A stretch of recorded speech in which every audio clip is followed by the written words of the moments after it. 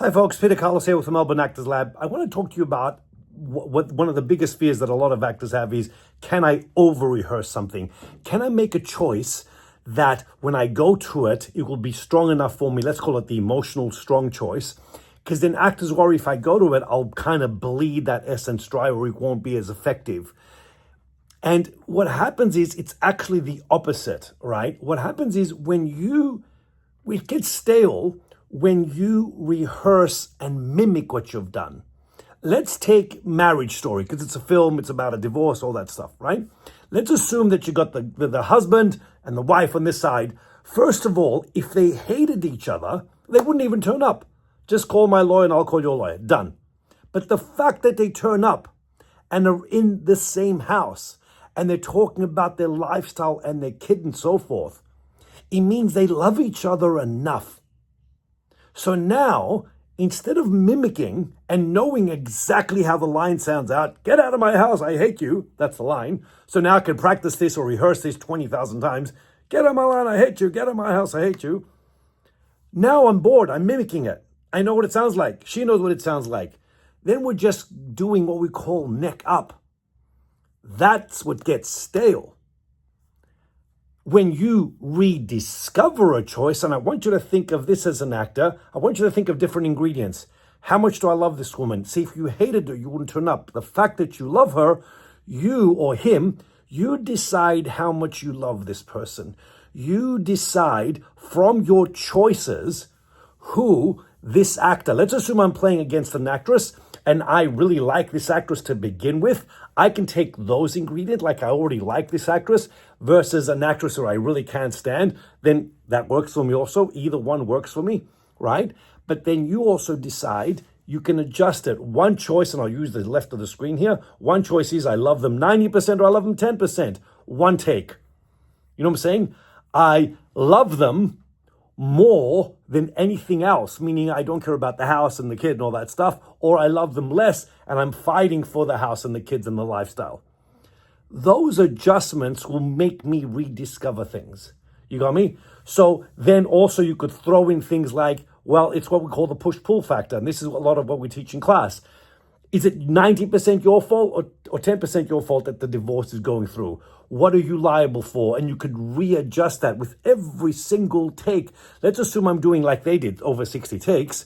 Or if you're on Broadway and you're doing a play for, a year, I'm now not mimicking. I'm not mimicking how I'm going to say the line. And, especially when you get directed like bloody idiots, right? Telling you how to do the line. Meaning I don't know how the line will come out till I see that other person, till I hear their voice and how they say it. Now you're going to go, shit, they're so nice.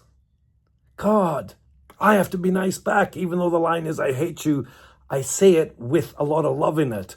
Or I genuinely love them and they love me. Now they're going to say the line, I hate you, with a lot of love, because right, this take or this performance, we're actually gelling and we're feeling each other and we're going, oh, I really don't want to get a divorce, but I have to say the lines, darling, I love you, but I got to let you go. See, now what I'm doing is I'm rediscovering it every single time. And you have a lot of choice in this as an actor, because you can change how much you love that person. You can adjust, like I said before, as a chef, you can put different ingredients. You adjust the levels of connection. Your job as an actor, which is very difficult to do, and a lot of people can't do it because they talk about it, is to create that care for that character. It is your spouse. You do love them. You've been together for many years. You've had good times and bad times, and you've got kids. You've got to make the house matter. You've got to make the kids matter. Otherwise, if nothing matters, or if you cannot create that, then it's just lines. So the issue here is, every time I do this, I now will rediscover it based on these little subtle adjustments. And also I got to take in the way they say. Now it keeps us in the zone, so to speak. We're not mimicking. We're not pretending I'm hearing you. And one way to do this, let's assume I do it. Let's assume in the script, she wins, she gets the kids, and I get kicked out of the house, whatever it is, right? As an actor now, because you've read the script, always remember the character hasn't read the script. Now what you're going to do is, okay, next take, I'm going to try really hard to win her over. I'll buy a bunch of flowers. Or I'll look at her with a lot of love and go, hey, come on, let's not fight. And I'll still say the lines, and she's going to go, I hate you, you're a prick, whatever she says, but it'll be different. So every time you do it, you've got to one up. You've got to go, I'm going to try it again. If you're doing a performance, tonight, I'm going to win her over. Knowing that you're not. Knowing that in the script she says, get out of my life. But in your mind, you're going, tonight I'm going to win her over, which is what we do in real life. What would you do to win her over? Tonight. So every time you try different things, you are rediscovering. You are not mimicking. It's the mimicking that gets boring, right? The rediscovering you can do again and again. And the point is, like an athlete, every time you do it, you learn something about it, you find different levels of it, and then you can cherry pick different moments that happen because you're living in the moment. This doesn't get stale. If you haven't created the need to have the other person in your life, then it doesn't matter. Then you've made a wrong choice. You're not a capable actor. If you haven't created the connection to the house and the kids and the events, see, every time I do this scene now, every time my objective is to win this person over, coming from a perspective of love. That doesn't run out. You got me? And another thing I always tell people as actors, it's a skill.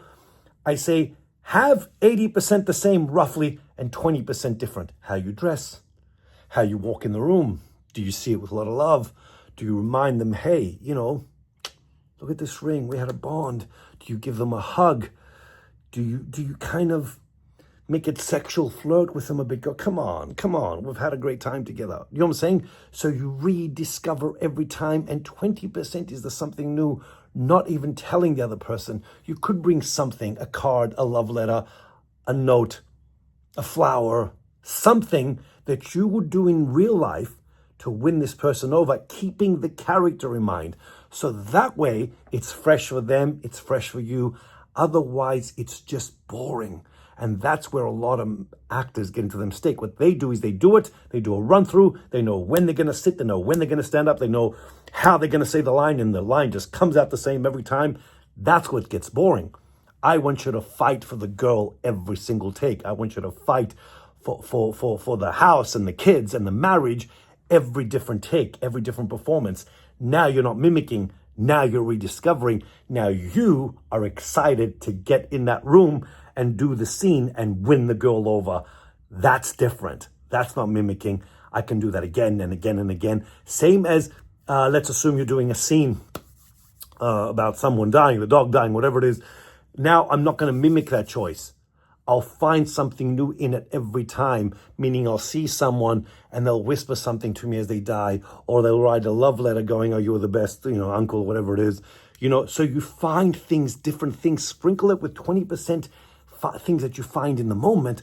That feeds you, that keeps it fresh, and I can do this again and again and again, and I make a stronger choice again and again and again, which will elevate their reaction and their acting and mine. So as the play or the scene goes on, it gets stronger and stronger, rather than getting weaker and weaker because the actors are getting bored and now they're just mimicking and everything, and they're bored and we're bored, and we lose that connection. Do not mimic. Rediscover, because you can do that again and again and again. And rehearsals help you find all these amazing choices over and over again, which elevate your work. Don't fall under the trap. Rehearsals matter. As long as you're rehearsing correctly, you're not just mimicking. Take care. Hope this works. Talk again soon.